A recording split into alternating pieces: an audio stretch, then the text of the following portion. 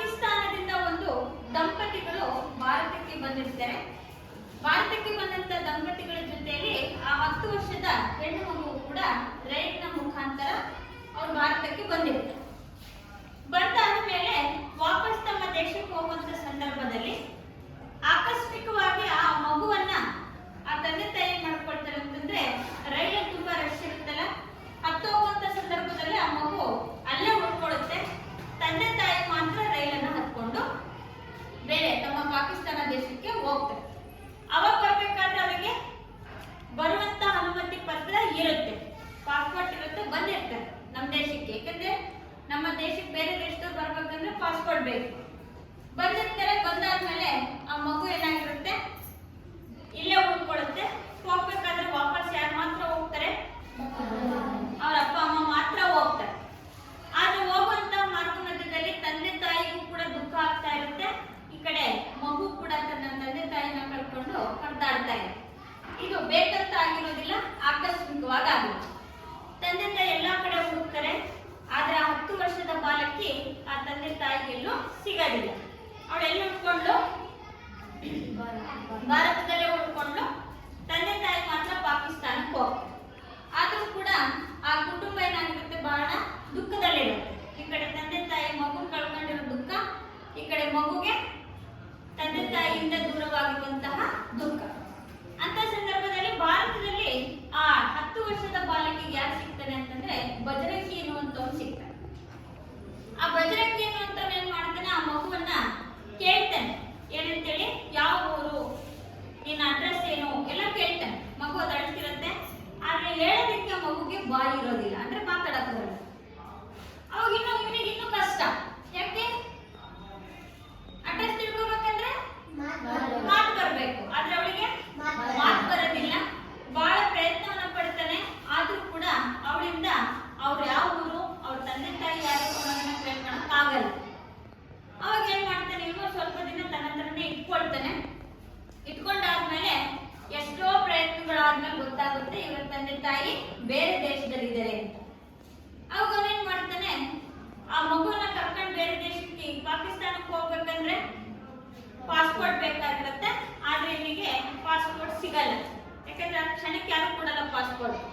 ಅವಾಗ ಏನ್ ಮಾಡ್ತಾನೆ, ಎಲ್ಲಾ ಪ್ರಯತ್ನಗಳನ್ನ ಮಾಡ್ತಾನೆ. ಮಗುನ ಕರ್ಕೊಂಡು ಹೋಗಿ ಬಿಟ್ಟು ಬರೋದಕ್ಕೆ ಪಾಸ್ಪೋರ್ಟ್ ಸಿಗೋದಿಲ್ಲ. ಅವಾಗ ಅವನೇನ್ ಮಾಡ್ತಾನೆ, ಅನ್ಯ ಮಾರ್ಗವನ್ನ ಅನುಸರಿಸ್ತಾನೆ. ಅಂದ್ರೆ ಕಳ್ಳ ದಾರಿಯಿಂದ ಹೇಗಾದ್ರೂ ಮಾಡಿ ಭಾರತದ ಗಡಿಯನ್ನ ದಾಟಿ ಪಾಕಿಸ್ತಾನಕ್ಕೆ ಹೋಗ್ಬೇಕು ಅಂತ ಎಲ್ಲಾ ಪ್ರಯತ್ನಗಳನ್ನ ಮಾಡ್ತಾನೆ. ಯಾವ್ಯಾವ ಪ್ರಯತ್ನ ಮಾಡ್ತಾನೆ, ಎಲ್ಲಾ ಪ್ರಯತ್ನಗಳಲ್ಲಿ ಇವ್ನು ಸಿಕ್ಕಾಕೊಳ್ತಾನೆ. ಯಾಕೆ, ಬಾರ್ಡರ್ ಬಿಡೋದಿಲ್ಲ ಗಡಿಯಲ್ಲಿ ಅಲ್ವಾ, ಬೇರೆ ದೇಶದವರನ್ನ ಅಥವಾ ನಮ್ಮ ದೇಶದವರನ್ನ ಬೇರೆ ದೇಶಕ್ಕೆ ಅಥವಾ ಬೇರೆ ದೇಶದವರನ್ನ ನಮ್ಮ ದೇಶಕ್ಕೆ ಬರೋದಿಕ್ಕೆ ಬಿಡಲ್ಲ ಅಂತ ಬಹುತೇಕ ಪ್ರಯತ್ನಗಳನ್ನ ಮಾಡಿ ಕಷ್ಟಪಟ್ಟು ಏನ್ ಮಾಡ್ತಾನೆ, ಆ ಮಗುವನ್ನ ಕರ್ಕೊಂಡು ಪಾಕಿಸ್ತಾನಕ್ಕೆ ಹೋಗ್ತಾನೆ. ಹೋಗಾದ್ಮೇಲೆ ಆಕಸ್ಮಿಕವಾಗಿ ಯಾವುದೋ ಒಂದು ದೇವಸ್ಥಾನದಲ್ಲಿ ಅವರ ತಂದೆ ತಾಯಿಗಳು ಬಂದಿರ್ತಾರೆ. ಅವಾಗ ಇನ್ನೂ ಕೂಡ ಆ ದೇವಸ್ಥಾನಕ್ಕೆ ಹೋಗಿರ್ತಾರೆ, ದರ್ಗಕ್ಕೆ ಹೋಗಿರ್ತಾನೆ. ಅಲ್ಲಿ ಆ ಮಗು ತಮ್ಮ ತಂದೆ ತಾಯಿಯನ್ನ ನೋಡಿ ಏನ್ ಮಾಡುತ್ತೆ, ಓಡೋದಾಗ ಗೊತ್ತಾಗುತ್ತೀನಿ ಏನಂತ, ಅವರವರ ಅಪ್ಪ ಅಮ್ಮ ಹೇಗೋ ಮಾಡಿ ಆ ಮಗುವನ್ನ ಅವರ ತಂದೆ ತಾಯಿಗೆ ಹೋಗ್ಬಿಟ್ಟು ಏನ್ ಮಾಡ್ತಾನೆ, ತಲುಪಿಸ್ತಾನೆ. ತಲುಪಿಸಾದ್ಮೇಲೆ ಪಾಕಿಸ್ತಾನದ ಪೊಲೀಸ್ ಅವನಿಗೆ ಬಿಡಲ್ಲ. ಯಾಕೆ, ಪಾಸ್ಪೋರ್ಟ್ ಇಲ್ಲದೆ ಭಾರತಕ್ಕವನು ಪಾಕಿಸ್ತಾನಕ್ಕವನು ಬಂದಿದ್ದಾನೆ ಅಂತ ಹೇಳ್ಬಿಟ್ಟು ಪಾಕಿಸ್ತಾನದ ಪೊಲೀಸ್ ಏನ್ ಮಾಡ್ತಾರೆ, ಅವನನ್ನು ಬಜರಂಗಿ ಅನ್ನುವಂತ ಬಂಧಿಸ್ತಾನೆ. ಬಂಧಿಸ್ಬಿಟ್ಟು ವಿಚಾರಣೆಗೆ ಒಳಪಡಿಸಿದಾಗ ಅವ್ನು ಹೇಳ್ತಾನೆ, ಹಿಂಗೆ ಒಂದು ಮಗು 10 ವರ್ಷದ ಮಗು, ಹೆಣ್ಮಗು ನಮ್ಮ ದೇಶದಲ್ಲಿ ತಪ್ಪಿಸ್ಕೊಂಡು ಉಳ್ಕೊಂಡಿತ್ತು. ಅದು ಪಾಕಿಸ್ತಾನದ ಮಗು ಅಂತ ಗೊತ್ತಾಗಿದ್ದಕ್ಕೆ ನಾನು ಏನೆಲ್ಲ ಪ್ರಯತ್ನ ಪಟ್ಟರೆ ನನಗೆ ಎಲ್ಲೂ ಕೂಡ ಪಾಸ್ಪೋರ್ಟ್ ಸಿಗಲಿಲ್ಲ.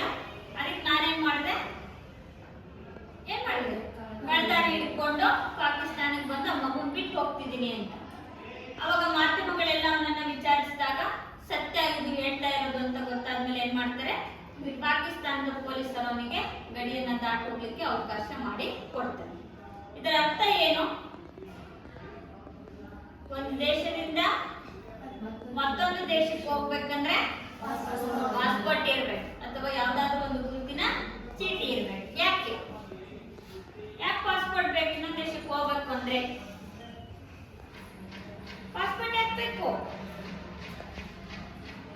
ನಮ್ಮ ಗುರುತಿಗೋಸ್ಕರ ಅಲ್ವಾ, ನಮ್ಮನ್ನ ನಾವು ಗುರುತಿಸ್ ರೂಪಿಸ್ಕೋಬೇಕಂತಂದ್ರೆ ನಮಗೆ ಇಲ್ಲಿ ಪಾಸ್ಪೋರ್ಟ್ ಅವಶ್ಯಕತೆ ಇರುತ್ತೆ.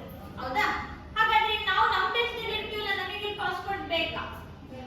ನಾವು ಭಾರತದಲ್ಲಿ ಇದೀವಲ್ಲ, ಪಾಸ್ಪೋರ್ಟ್ ಬೇಕಾ?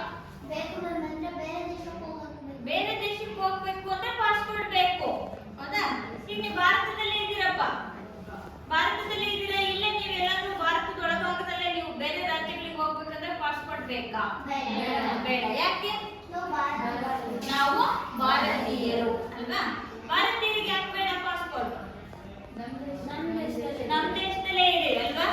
ಭಾರತ ದೇಶದಲ್ಲೇ ಇರೋದ್ರಿಂದ, ನಾವು ಭಾರತೀಯರೇ ಆಗಿರೋದ್ರಿಂದ ನಮ್ಮ ಗುರುತಿಗೋಸ್ಕರ ನಮಗೆ ಆಧಾರ್ ಕಾರ್ಡ್ ಇರುತ್ತೆ, ID ಕಾರ್ಡ್ ಇರುತ್ತೆ, ಎಲ್ಲ ಇರುತ್ತೆ, ಸೌಲಭ್ಯಗಳನ್ನ ಪಡ್ಕೊಳ್ಳೋದಿಕ್ಕೆ ಅಲ್ವಾ? ಆದ್ರೆ ಇನ್ನೊಂದು ದೇಶಕ್ಕೆ ಹೋಗ್ಬೇಕಂದ್ರೆ ನಮಗೆ ಪಾಸ್ಪೋರ್ಟಿನ ಅವಶ್ಯಕತೆ ಇರುತ್ತೆ. ಆದ್ರೆ ಭಾರತದಲ್ಲೇ ನಾವು ಇರೋದ್ರಿಂದ, ನಾವು ಭಾರತದ ನಿವಾಸಿಗಳೇ ಆಗಿರೋದ್ರಿಂದ ನಮಗೆ ಪಾಸ್ಪೋರ್ಟಿನ ಅವಶ್ಯಕತೆ ಇಲ್ಲ. ಯಾಕೆಂತಂದ್ರೆ ನಾವು ಭಾರತದ ಪೌರರಾಗಿ. ಹೌದಾ? ಹಾಗಾದ್ರೆ ಇವತ್ತು ನಾವು ಮಾಡ್ತಾ ಇರುವಂತಹ ಪಾಠ ಪೌರ ಮತ್ತು ಪೌರತ್ವ.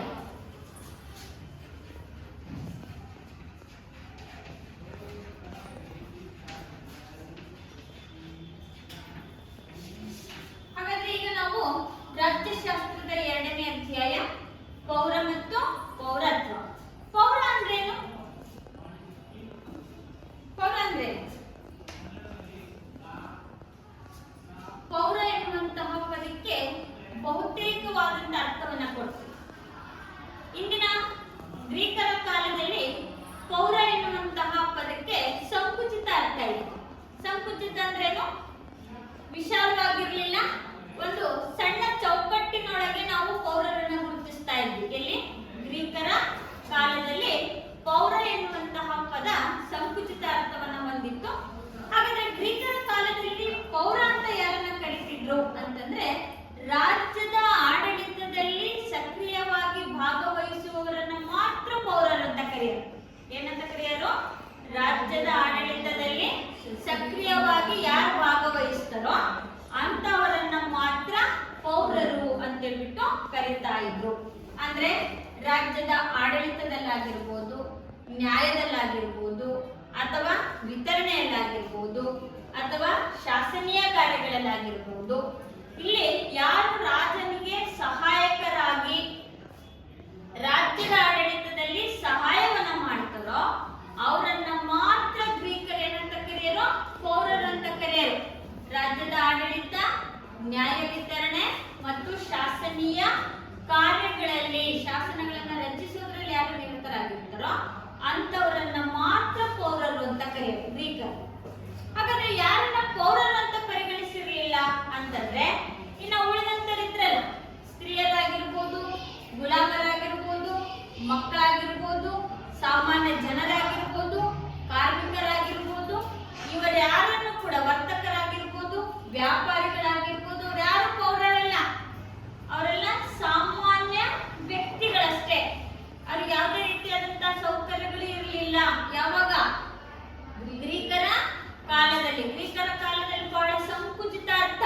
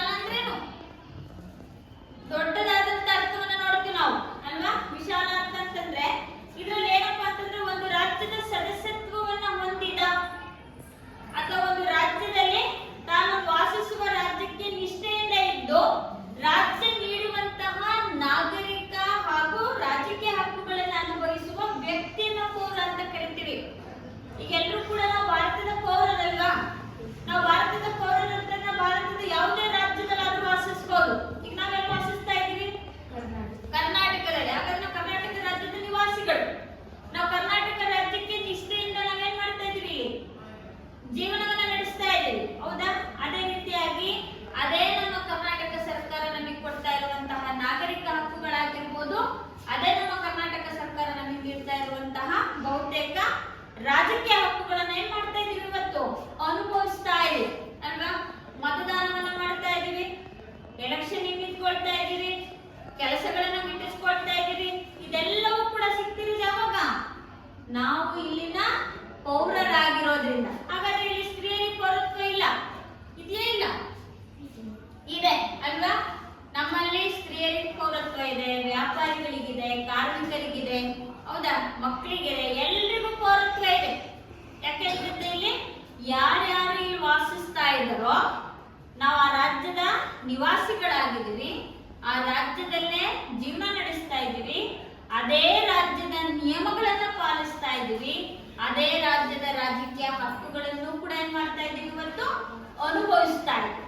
ಅವರನ್ನ ನಾವೇನಂತ ಕರಿತೀವಿ ಈಗ ವಿಶಾಲ ಅರ್ಥದಲ್ಲಿ ಪೌರರು ಅಂತ ಹೇಳ್ಬಿಟ್ಟು ಕರಿತೀವಿ. ಜೊತೆಲಿ ನಾವು ಇಲ್ಲಿನ ಕಾಯಂ ನಿವಾಸಿಗಳು, ಹೌದಾ. ಏನ್ ಕಾಯಂ ಅಂದ್ರೆ ನಾವು ಎಲ್ಲೇ ಇರ್ತೀವಿ ಅಲ್ವಾ, ನಾವು ಭಾರತದ ಒಳಗೆ ಇರ್ತೀವಿ, ಹೌದಾ. ಹಾಗಾದ್ರೆ ನಾವು ಈ ರಾಜ್ಯ ಬಿಟ್ಟು ಬೇರೆ ರಾಜ್ಯಕ್ಕೆ ಹೋಗ್ಬೋದಾ?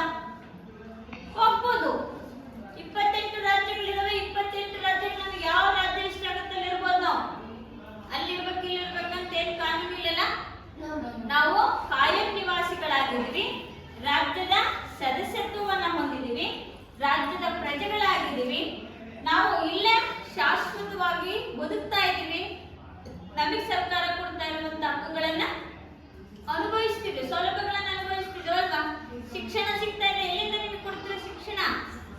ಸರ್ಕಾರದಿಂದ ಕೊಡ್ತಿರುವಂತಹದ್ದು ಅಲ್ವಾ. ಅದೇ ರೀತಿಯಾಗಿ ನ್ಯಾಯಬೆಲೆ ಅಂಗಡಿಯಲ್ಲಿ ನಿಮಗೆ ರೇಷನ್ ಅನ್ನು ಕೊಡ್ತಾರೆ ನೋಡಿ, ಅದು ಸರ್ಕಾರನೇ ಕೊಡ್ತಾ ಇದೆ. ಉಚಿತವಾಗಿ ಬಸ್ಗಳಲ್ಲಿ ಓಡಾಡ್ತಿದ್ದೀರಲ್ವಾ, ಶಕ್ತಿ ಯೋಜನೆ ಅಂತ, ಹೌದಾ, ಕೊಡ್ತಿದ್ದಾರೆ. ಅನ್ನಭಾಗ್ಯ ಯೋಜನೆ ಅದು ಅನುಭವಿಸ್ತಿದ್ದೀವಿ, ಶಕ್ತಿ ಯೋಜನೆ ಅದು ಅನುಭವಿಸ್ತಾ ಇದೀವಿ, ಗೃಹಲಕ್ಷ್ಮಿ ಅಂತ 2,000 ರೂಪಾಯಿ ದುಡ್ಡು ಹಾಕ್ತಿದಾರಲ್ವಾ, ಅದು ಕೂಡ ಅನುಭವಿಸ್ತಾ ಇದೀವಿ. ಯಾವಾಗ ಅನುಭವಿಸಿದೀವಲ್ಲ? ನಾವಿಲ್ಲಿನ ಪ್ರಜೆಗಳಾಗಿರೋದಿಕ್ಕೆ ಅಲ್ವಾ, ನಾವಿಲ್ಲಿನ ನಿವಾಸಿಗಳಾಗಿರೋದಿಕ್ಕೆ, ನಾವಿಲ್ಲಿನ ಕಾಯಂ ಸದಸ್ಯತ್ವವನ್ನು ಪಡ್ಕೊಂಡಿರೋದಕ್ಕಾಗಿ ನಮಗೆ ಸರ್ಕಾರ ಏನ್ ಮಾಡ್ತಾ ಇದೀವಿ, ಎಲ್ಲ ಸೌಕರ್ಯಗಳನ್ನ ಕೊಡ್ತಾ ಇದೆ, ನಾವು ಅನುಭವಿಸ್ತಾ ಇದೀವಿ. ಇದನ್ನ ನಾವೇನಂತ ಕರಿತೀವಿ? ಪೌರರು ಅಂತ ಹೇಳ್ಬಿಟ್ಟು ಕರಿತೀವಿ. ಇನ್ನು ಪ್ರಜೆಗೂ ಪೌರರಿಗೂ ವ್ಯತ್ಯಾಸವನ್ನ ನೋಡ್ತೀವಿ. ಪ್ರಜೆ ಅಂದ್ರೆ ಬೇರೆ, ಪೌರ ಅಂದ್ರೆ ಬೇರೆ ಅಲ್ವಾ.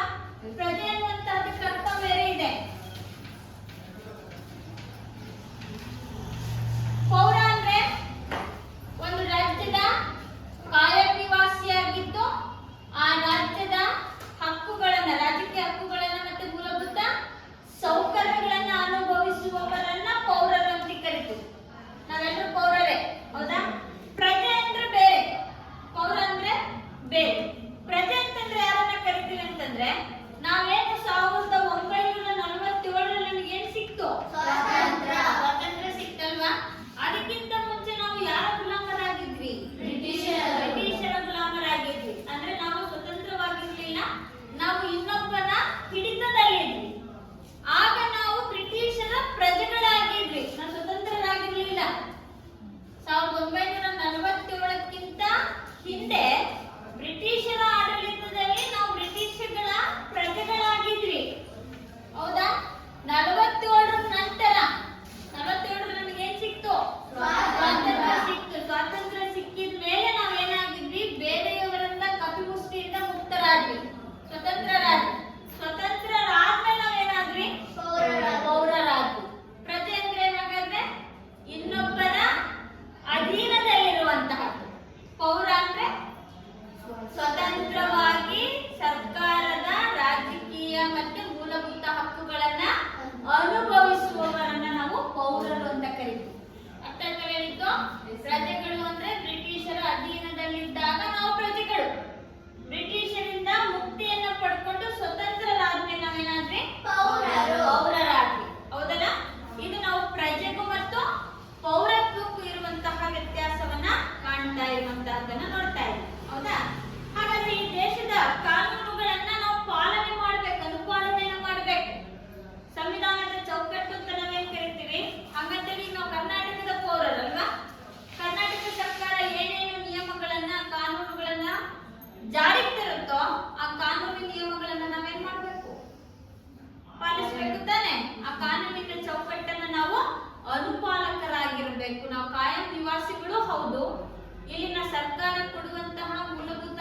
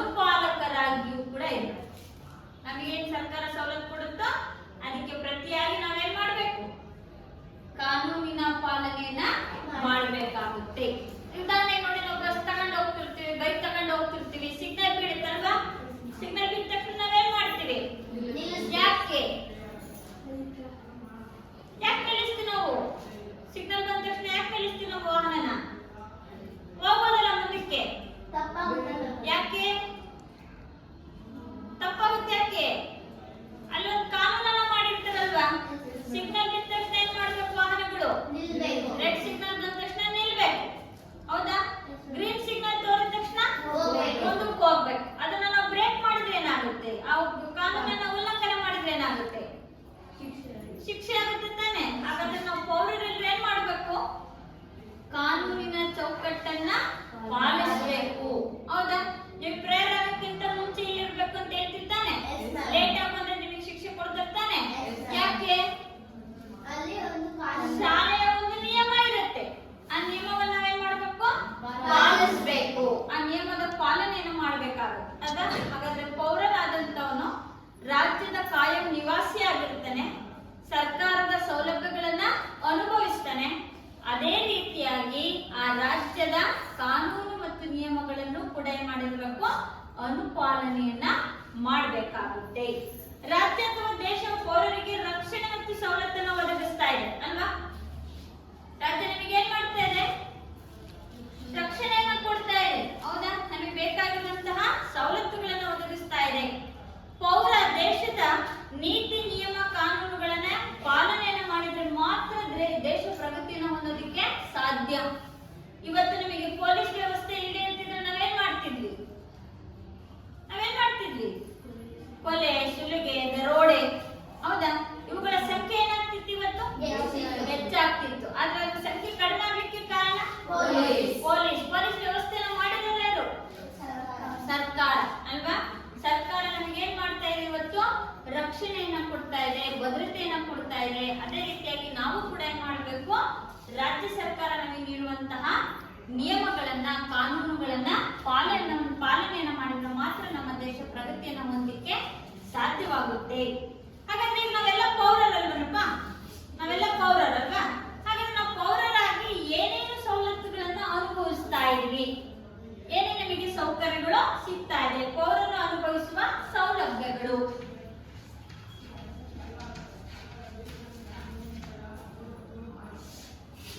ನಾವು ಪೌರರಾಗಿ ಏನೇನು ಸೌಲಭ್ಯಗಳನ್ನು ಅನುಭವಿಸ್ತಾ ಇದೀವಿ ಅಂತಂದ್ರೆ, ನಮಗೆ ರಾಷ್ಟ್ರದಿಂದ ಭದ್ರತೆ ಮತ್ತು ರಕ್ಷಣೆ ಪಡಿತಾ ಇದೀವಲ್ವಾ? ಭದ್ರತೆ ಮತ್ತು ರಕ್ಷಣೆ. ಏನ್ ಭದ್ರತೆ? ಎಲ್ಲಾ ಸೌಕರ್ಯಗಳಿದೆ ನಮಗೆ. ಶಿಕ್ಷಣ ಇದೆ, ಕುಡಿಯುವ ನೀರಿನ ವ್ಯವಸ್ಥೆ, ಇರ್ಲಿಕ್ಕೆ ಮನೆಗಳಿದಾವೆ. ಹೌದಾ? ನಾವು ಬೇಕಾದ ಸ್ಥಳಗಳಲ್ಲಿ ವಾಸಿಸಬಹುದು, ಪ್ರಯಾಣ ಮಾಡಬಹುದು, ನಮಗೆ ಬೇಕಾದ ರೀತಿಯಲ್ಲಿ ಜೀವನವನ್ನ ನಡೆಸಬಹುದು. ಹೊತ್ತಾನೆ ನಮಗೆ ಸರ್ಕಾರ ಏನ್ ಮಾಡ್ತಾ ಇದೆ? ಭದ್ರತೆಯನ್ನ ಕೊಡ್ತಾ ಇದೆ. ಅದೇ ರೀತಿಯಾಗಿ ನಮ್ಮನ್ನ ಯಾರು ದಾಳಿ ಮಾಡದಂಗೆ, ನಮ್ಮ ಮೇಲೆ ಯಾರು ಯುದ್ಧಗಳನ್ನ ಮಾಡದ ಹಾಗೆ, ನಮ್ಮ ಮೇಲೆ ಯಾರು ಕೂಡ ಆಕ್ರಮಣಗಳು ಮಾಡದಂತೆ ನಮಗೆ ಸರ್ಕಾರ ಏನ್ ಮಾಡ್ತಾ ಇದೆ? ಇವತ್ತು ರಕ್ಷಣೆಯನ್ನ ಕೊಡ್ತಾ ಇದೆ. ಹಾಗಾದ್ರೆ ನಾವೆಲ್ಲರೂ ಪೌರರಾಗಿ ಯಾವ ಸೌಲಭ್ಯಗಳನ್ನ ಅನುಭವಿಸ್ತಾ ಇದೀವಿ ಅಂದ್ರೆ ಭದ್ರತೆ ಮತ್ತು ರಕ್ಷಣೆಯನ್ನ ಪಡ್ಕೊಳ್ತಾ ಇದೀವಿ. ಎರಡನೇದಾಗಿ ಶಾಂತಿಯುತ ಜೀವನವನ್ನ ನಡೆಸ್ತಾ ಇದೀವಿ. ಹೇಗೆ ಶಾಂತಿಯುತ ಜೀವನ? ಶಾಂತವಾಗಿರುವಲ್ಲ ನಾವು ಇವತ್ತು, ಯಾವ ಭಯನಿಲ್ಲದೆ ಬದುಕ್ತಾ ಇದೀವಲ್ಲ. ಅದೇ ಯಾವ್ದಕ್ಕೆ ಯಾವ್ದು ಒಂದು ಆಧಾರವಾಗಿ ನಾವು ಶಾಂತವಾಗಿ ಬದುಕ್ತಾ ಇದೀವಿ? ಸೈನಿಕರಿರೋದ್ರಿಂದ ಅಲ್ವಾ? ನಮ್ಮ ದೇಶದ ಗಡಿಯನ್ನ ಸೈನಿಕರು ಕಾಯ್ದೆ ಇರ್ತಿದ್ರೆ ಇವತ್ತು ನಾವು ಇಷ್ಟು ನೆಮ್ಮದಿಯಾಗಿ ನಿದ್ದೆ ಮಾಡ್ತಿದ್ವಿ, ಬದುಕ್ತಿದ್ವಾ? ಇಲ್ಲ, ಯಾವಾಗ್ಲೂ ಭಯದಲ್ಲೇ ಇರ್ತಿದ್ವಲ್ಲ. ಯಾಕೆ? ನಮ್ಮ ದೇಶದ ಮೇಲೆ ದಾಳಿ ಮಾಡ್ಬಿಡ್ತಾರೋ, ನಮ್ಮ ದೇಶವನ್ನ ಕೊಳ್ಳೆ ಹೊಡೆದ್ಬಿಡ್ತಾರೋ, ಅದೇ ಭಯದಲ್ಲಿ ಇರ್ತಿದ್ವಲ್ಲ. ಆದ್ರೆ ಆ ಭಯ ನಮಗೆ ಈಗಿಲ್ಲಲ್ಲ. ಭಯ ಇಲ್ಲ. ಯಾಕೆ? ಯಾರು ರಕ್ಷಣೆ ಮಾಡ್ತಾ ಇದಾರೆ ಇವತ್ತು? ಸೈನಿಕರು ರಕ್ಷಣೆ ಮಾಡ್ತಾ ಇದ್ದಾರೆ. ಆ ಸೈನಿಕರು ರಕ್ಷಣೆ ಮಾಡ್ತಿರೋದ್ರಿಂದ ಇವತ್ತು ನಾವು ನೆಮ್ಮದಿಯ ಶಾಂತಿಯುತವಾದಂತಹ ಜೀವನವನ್ನ ನಡೆಸ್ತಾ ಇದೀವಿ. ಇನ್ನು ಮೂರನೇದಾಗಿ ನಾವು ಸಮಾಜ ಕಲ್ಯಾಣ ಯೋಜನೆ ಅಡಿಯಲ್ಲಿ ಏನ್ ಮಾಡ್ತಾ ಇದೀವಿ? ಬಹುತೇಕ ಸೌಕರ್ಯಗಳನ್ನು ಪಡಿತಾ ಇದೀವಿ. ಉದಾಹರಣೆಯಾಗಿ ನಮಗೆ ಶಿಕ್ಷಣ ಸಿಗ್ತಾ ಇದೆ. ಹೌದಾ? ಭಾರತದ ಪೌರರಾಗಿರೋದ್ರಿಂದ, ಕರ್ನಾಟಕದ ಪೌರರಾಗಿರೋದ್ರಿಂದ ನಿಮಗೆ ಶಿಕ್ಷಣ ಸಿಗ್ತಾ ಇದೆ. ಆರೋಗ್ಯದ ಸೌಕರ್ಯಗಳು, ಅದೇ ರೀತಿಯಾಗಿ ವಿಮೆ, ಆಶ್ರಯ, ಹೌದಾ? ಇವೆಲ್ಲವೂ ಕೂಡ ನಮಗೆ ಸಿಗ್ತಿದೆ. ಯಾವುದರಿಂದ? ಭಾರತ ದೇಶದಿಂದ. ಸಮಾಜ ಕಲ್ಯಾಣ ಯೋಜನೆ ಅಡಿಯಲ್ಲಿ ಶಿಕ್ಷಣ, ಆರೋಗ್ಯ, ವಿಮೆ ಮತ್ತು ಆಶ್ರಯ ಎನ್ನುವಂತಹ ಉದ್ಯೋಗವನ್ನು ಅನುಭವಿಸುವಂತಹ ಅವಕಾಶಗಳು ಕೂಡ ಇದೆ. ಈಗ ನಾವು ಕರ್ನಾಟಕ ಅಥವಾ ಭಾರತದ ಪೌರರಾಗಿರೋದ್ರಿಂದ ಇವತ್ತು ಶಾಲೆ ಕುತ್ಕೊಂಡು ಶಿಕ್ಷಣ ಪಡಿತಾ ಇದ್ದೀವಿ. ಹೌದಾ? ಅದೇ ರೀತಿಯಾಗಿ ಆಸ್ಪತ್ರೆಗಳಲ್ಲಿ ನಾವು ಆರೋಗ್ಯದ ಸೌಕರ್ಯಗಳನ್ನು ಪಡಿತಾ ಇದ್ದೀವಿ, ವಿಮೆಯನ್ನು ಅನುಭವಿಸ್ತಾ ಇದ್ದೀವಿ, ಇರ್ಲಿಕ್ಕೆ ವಾಸಿಸ್ಲಿಕ್ಕೆ ಆಶ್ರಯ ರಾಷ್ಟ್ರೀಯ ಯೋಜನೆಗಳ ಅಡಿಯಲ್ಲಿ ಮನೆಗಳನ್ನ ನಿರ್ಮಾಣ ಮಾಡಿಕೊಡ್ತಾ ಇದ್ದಾರೆ, ಉದ್ಯೋಗಗಳನ್ನ ಅನುಭವಿಸ್ತಾ ಇದೀವಿ. ಇವೆಲ್ಲಾ ಸೌಕರ್ಯಗಳು ಸಿಗೋದು ಯಾವಾಗ ಅಂದ್ರೆ ಆ ದೇಶದ ಪೌರರಾಗಿದ್ದಾಗ ಮಾತ್ರ. ಇನ್ನ ನಾಲ್ಕನೇದಾಗಿ ನಮಗೆ ನಾಗರಿಕ ಮತ್ತು ರಾಜಕೀಯ ಹಕ್ಕುಗಳನ್ನು ಅನುಭವಿಸ್ತಾ ಇದ್ದೀವಿ.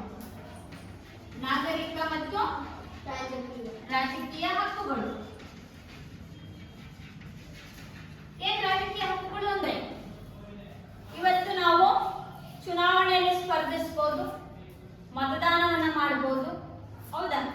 ಹೌದಾನೆ? ಯಾವಾಗಪ್ಪ ಅಂದ್ರೆ ನಾವು ಈ ದೇಶದ ಪ್ರಜೆಗಳಾಗಿದ್ದ. ಈ ಪ್ರಜೆಗಳಾಗಿರೋದ್ರಿಂದ ನಾವು ನಮಗೆ ಬೇಕಾಗಿರುವಂತಹ ಮತದಾನವನ್ನ ಮಾಡುವಂತ ಹಕ್ಕನ್ನ ಪಡೆದಿದ್ದೀವಿ. ನಮಗೆ ಬೇಕಾಗಿರುವಂತ ಅಭ್ಯರ್ಥಿಗಳನ್ನ ಚುನಾವಣೆಗಳಲ್ಲಿ ಏನ್ ಮಾಡ್ಬೋದು? ಇವತ್ತು ಏನ್ ಮಾಡ್ಬೋದು? ಅವರನ್ನ ಆಯ್ಕೆ ಮಾಡುವಂತ ಅವಕಾಶಗಳು ಕೂಡ ನಮಗೆ ಸಿಗ್ತಾ ಇದೆ. ನಾಗರಿಕ ಹಾಗೂ ರಾಜಕೀಯ ಹಕ್ಕುಗಳನ್ನ ಅನುಭವಿಸ್ತಾ ಇದೀವಿ. ಇನ್ನೊಂದೇನಪ್ಪಾ ಅಂದ್ರೆ ನಮಗೆ ಮುಖ್ಯವಾಗಿರುವಂತಹದ್ದು ಮೂಲಭೂತ ಹಕ್ಕುಗಳು. ಏನ್ ನಮ್ಮಲ್ಲಿ 6 ಮೂಲಭೂತ ಹಕ್ಕುಗಳಿದಾವೆ ತಾನೆ? ಯಾವ್ದ್ಯಾವ್ದು? ಯಾವ್ದು 6 ಮೂಲಭೂತ ಹಕ್ಕುಗಳು?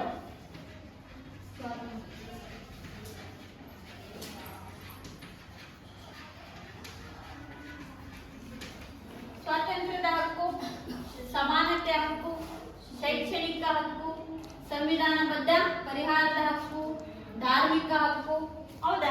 ಇವೆಲ್ಲ 6 ಮೂಲಭೂತ ಹಕ್ಕುಗಳನ್ನ ಇವತ್ತು ಸ್ವತಂತ್ರವಾಗಿ ಅನುಭವಿಸ್ತಾರೆ. ಈ ಹಕ್ಕುಗಳನ್ನ ಯಾರು ಕೂಡ ಅನುಭವಿಸಂಗಿಲ್ಲ ಅಂತ ಹೇಳಂಗಿಲ್ಲ. ಆದ ಸರ್ಕಾರ ನಮಗಾಗಿಯೇ ಪ್ರಜೆಗಳಿಗೆ ಅಂತ ಏನ್ ಮಾಡಿದೆ? 6 ಮೂಲಭೂತ ಹಕ್ಕುಗಳನ್ನ ನೀಡಿರುವಂತಹದ್ದು. ಅದನ್ನ ಅನುಭವಿಸ್ತಾ ಇದ್ವಿ. ಅದರ ಜೊತೆಯಲ್ಲಿ ನಾವು ಚುನಾವಣೆಗಳಲ್ಲಿ ಏನ್ ಮಾಡಬಹುದು? ಇವತ್ತು ಸ್ಪರ್ಧಿಸಬಹುದು.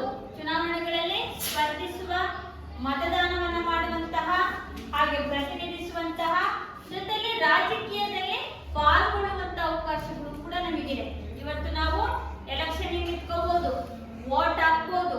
ಅದೇ ರೀತಿಯಾಗಿ ರಾಜಕೀಯ ಚಟುವಟಿಕೆಗಳಲ್ಲೂ ಕೂಡ ತಮ್ಮನ್ನ ತಾವು ಅಳವಡಿಸ್ಕೋಬಹುದು, ತೊಡಗಿಸ್ಕೊಳ್ಬಹುದು. ಈ ಒಂದು ಅವಕಾಶ ಕೂಡ ಸಿಗುತ್ತೆ ಯಾವಾಗ ಅಂದ್ರೆ ನಾವು ಪೌರರಾಗಿದ್ದಾಗ ಮಾತ್ರ. ಇನ್ನ ಉನ್ನತ ಹುದ್ದೆಗಳನ್ನ ಅಲಂಕರಿಸಬಹುದು. ನಾವು ಉನ್ನತ ಹುದ್ದೆಗಳನ್ನ ಯಾವುದು?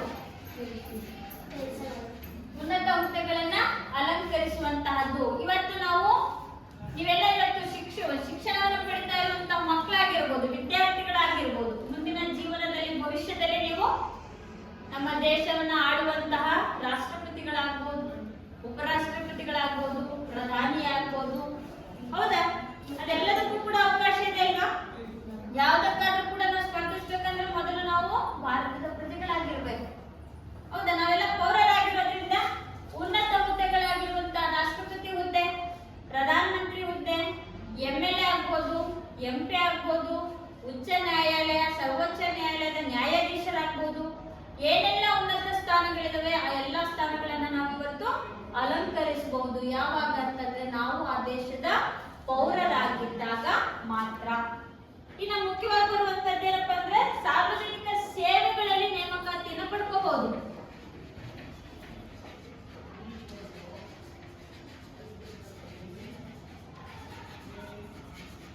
ಸಾರ್ವಜನಿಕ ಸೇವೆಗಳಲ್ಲಿ ನೇಮಕಾತಿ ಅಂದ್ರೆ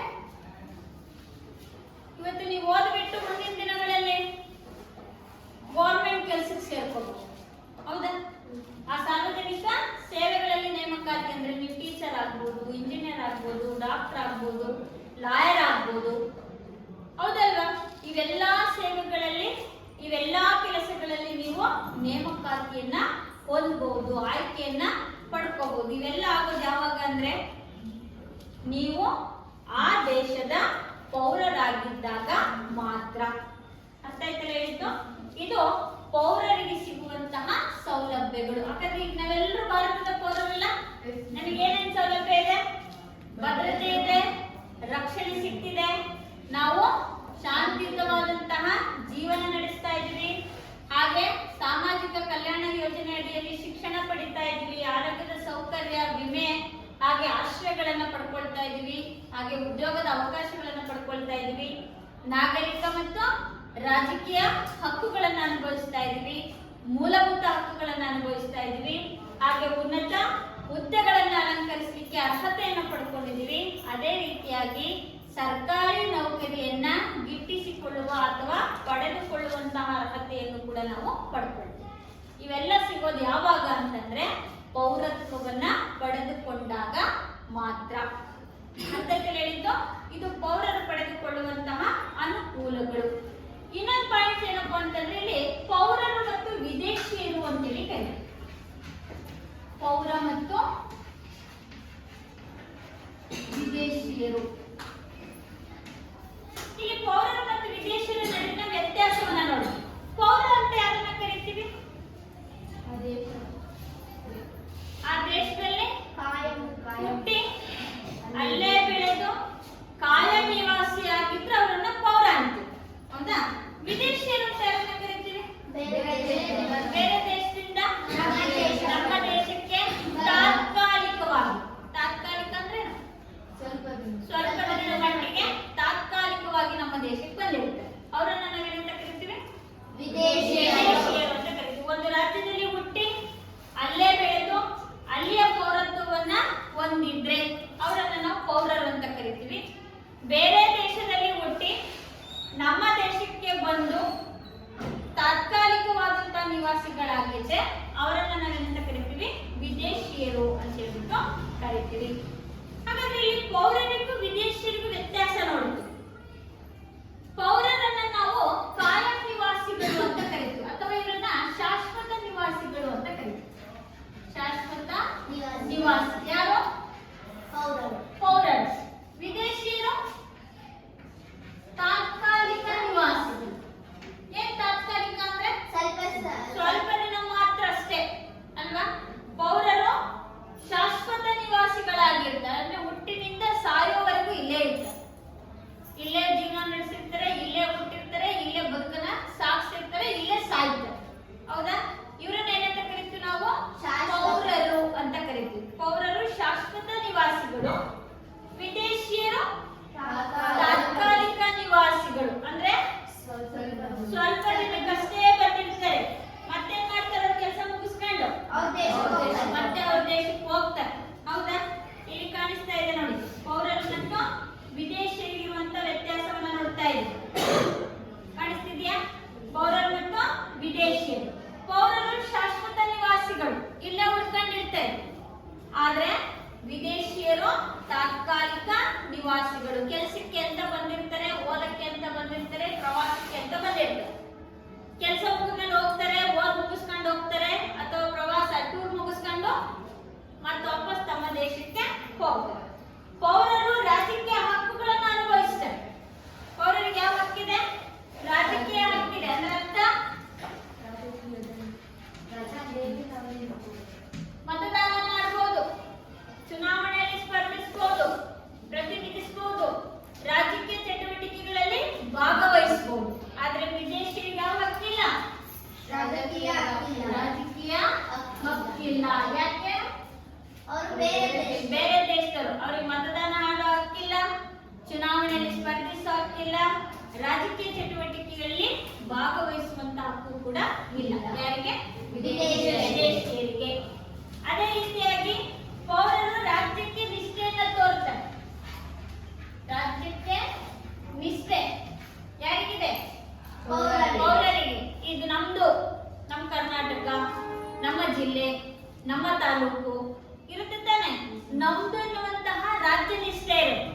ಆದ್ರೆ ವಿದೇಶಿಯರಿಗೆ ಇರಲ್ಲ, ರಾಜ್ಯ ನಿಷ್ಠೆ ಇರಲ್ಲ. ಯಾಕೆ? ಬೇರೆ ದೇಶಕ್ಕೆ ಅಲ್ವಾ? ಬೇರೆ ದೇಶದವರಲ್ಲ, ಅವ್ರು ನಮ್ದು ಅನ್ನೋ ಭಾವನೆ ಅವ್ರಿಗೆ ಇರಲ್ಲ. ಯಾಕೆಂದ್ರೆ ಬಂದಿರ್ತೀವಿ, ಬಂದು ಕೆಲಸ ಮಾಡ್ಕೊಳ್ತೀವಿ, ವಾಪಸ್ ಹೋಗ್ತೀವಿ. ನಿಮ್ಮ ಮನೆಗೂ ನಿಮ್ಮ ಪಕ್ಕದ ಮನೆಗೆ ವ್ಯತ್ಯಾಸ ಮಾಡಿ. ನಿಮ್ಮ ಮನೇಲಾದ್ರೆ ಎಷ್ಟು ಅಚ್ಚುಕಟ್ಟಾಗಿ ಜೋಪಾನ ಮಾಡ್ತೀರಲ್ಲ, ಏನು ಒಂದು ಲೋಟ ಹೊರಗೆ ಬಿದ್ರು ನೀಟಾಗಿ ಎತ್ಕೊಂಡ್ಬಂದು ಮನೆಗೆ ಇಡ್ತೀರಲ್ವಾ? ಅದೇ ನಿಮ್ಮ ಪಕ್ಕದ ಮನೇಲಿ ಏನಾದ್ರು ಒಂದು ಕೊಡ ಹೊರಗಿಟ್ಟು ಮಕ್ಕಂಡ್ರೆ ಎತ್ತಿರ್ತೀರ? ಯಾಕೆ? ನಮ್ದಲ್ಲ ಅಲ್ವಾ? ಯಾಕೆ ಅವ್ರ ಭಾವನೆ ಬರೋದು ಅಂದ್ರೆ ನಮ್ದಲ್ಲ. ಆದ್ರೆ ಪೌರರಿಗೆ ಯಾವ ನಿಷ್ಠೆ ಇರುತ್ತೆ? ರಾಜ್ಯದ ನಿಷ್ಠೆ ಇರುತ್ತೆ. ವಿದೇಶಿಯರಿಗೆ ರಾಜ್ಯದ ನಿಷ್ಠೆ ಇರೋದಿಲ್ಲ. ಪೌರರು ಏನಾದ್ರೂ ಕಾನೂನು ಬಾಹಿರ ಚಟುವಟಿಕೆಯನ್ನ ಮಾಡಿ ದೇಶವನ್ನು ಬಿಟ್ಟು ಹೋಗುವಂತ ಆದೇಶ ಮಾಡಲ್ಲ ಪೌರರಿಗೆ. ಉದಾಹರಣೆ ಏನೋ ಒಂದು ಕೆಲಸ ಮಾಡಿರ್ತಾರೋ, ಕಳ್ತನ ಮಾಡಿರ್ತಾರೋ, ಅಥವಾ ಕಳ್ಳ ಸಾಗಾಣಿಕೆ ಮಾಡಿರ್ತಾರೋ, ಏನಾದ್ರೂ ಮಾಡಿರ್ತಾರೆ, ಭಾರತದಲ್ಲೇ ಆಗಿರ್ತಾನೆ, ಕಳ್ಳ ಸಾಗಾಣಿಕೆ ಮಾಡೋ ಅಥವಾ ಸರ್ಕಾರಕ್ಕೆ ತೆರಿಗೆಯನ್ನ ಕಟ್ಟದೆ ಏನಾದ್ರೂ ಒಂದು ಕೆಲಸ ಮಾಡಿರ್ತಾರೆ.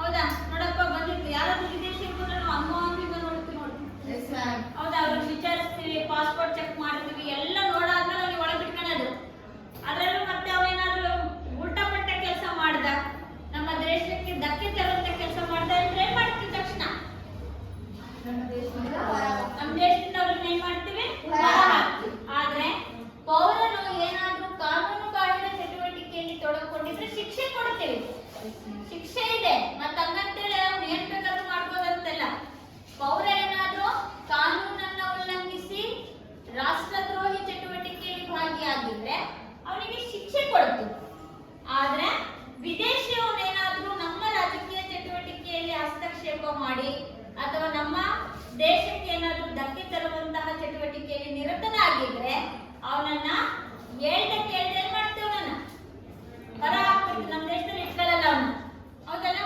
ಇದು ಪೌರರಿಗೂ ವಿದೇಶಿಯರಿಗಿರುವಂತಹ ವ್ಯತ್ಯಾಸವನ್ನ ಮಾಡ್ತಾ ಇದೆ. ಅರ್ಥ ಆಯ್ತಲ್ಲ ಹೇಳಿದ್ದು? ಹಾಗಾದ್ರೆ ಇವತ್ತು ನಾವು ಪೌರ ಅಂದ್ರೇನು, ಪೌರರು ಅನುಭವಿಸುವಂತಹ ಸೌಲಭ್ಯಗಳು, ಅದೇ ರೀತಿಯಾಗಿ ಪೌರರು ಮತ್ತು ವಿದೇಶಿಯರು ಅಂತ ಯಾರನ್ನ ಕರಿತೀವಿ, ಪೌರರಿಗೂ ಮತ್ತು ವಿದೇಶಿಯರಿಗಿರುವಂತಹ ವ್ಯತ್ಯಾಸ, ಇದರ ಮುಂದುವರೆದಂತ ಭಾಗವನ್ನ ಮುಂದಿನ ತರಗತಿಯಲ್ಲಿ